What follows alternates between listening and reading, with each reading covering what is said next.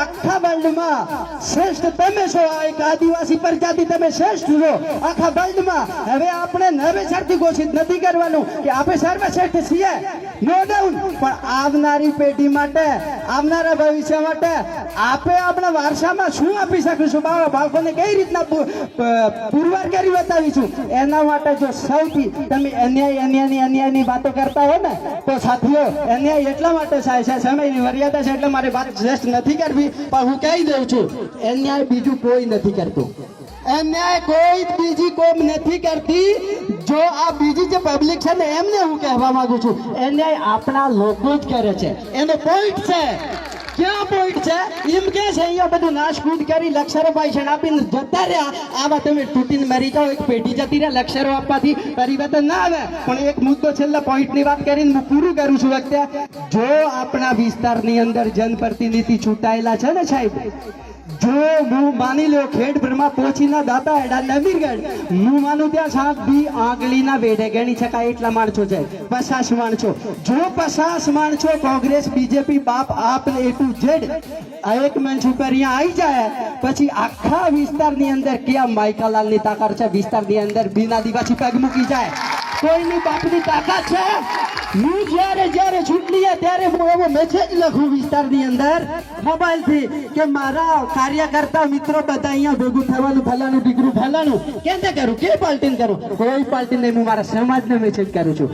ભાગલા બોલ પડે છે, ભાગલા પોલિટિક. જો હું એક જ મુદ્દે કહું, જો પોલિટિક જનપ્રતિનિધિ જો એક સ્ટેજ ઉપર આવીને સમાજની પડખે ઉભા રહે છે, કોઈના બાપની તાકાત નથી વિસ્તારની અંદર એન્ટ્રી કરી શકાય. છેલ્લે વાત પૂરી કરતા હું કહીશ, જો અંબાજીની અંદર જો એવી આપણી એકતા કરીએ તો આખા વિસ્તારની અંદર એવા બહુ મોટા પ્રોજેક્ટો આવેલા છે.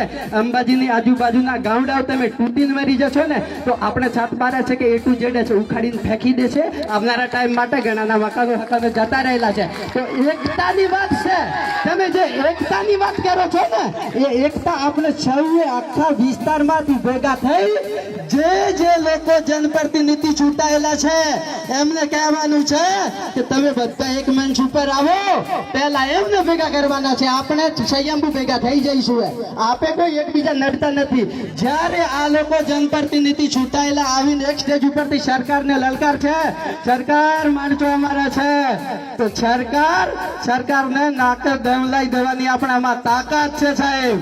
ઘણું બધું છે, સમયની મર્યાદા છે, વિશેષ વાત નથી કરવી, ઘણા મુદ્દાઓ છે, પણ શોર્ટમાં હું મારી વાત કરતા પહેલા તમે જે મને અહીંયા વિસ્તારમાંથી આવેલા જુદા જુદા વિસ્તારમાંથી જે લોકો મને શાંતિપૂર્વક સાંભળ્યો છે એ બદલ સૌનો આભાર વ્યક્ત કરું છું.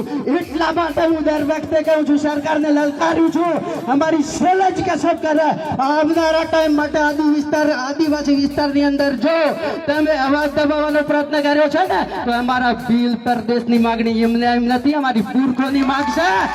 જો અમને નજરઅંદાજ કરવામાં આવશે તો આવનારા ટાઈમ માટે ભીલ પ્રદેશ નહીં, એ તો એક ટુકડો છે. આખા ભારત વર્ષની માગણી કરી છું, દેશ અમારા બાપનો છે. આવાજ દબાવવાનો પ્રયત્ન નહીં. તમને કહું છું મિત્રો, જયારે બિરસા મુંડા ભગવાન છે આ 25 વર્ષમાં આખી અંગ્રેજ હુકુમતને લલકારી શકતા. અમારી નશો ફાટે છે અત્યારે ખૂનથી, પણ કાયદાથી હાથ બાંધેલા છે, કાયદાની સિસ્ટમ પર સલટ છે.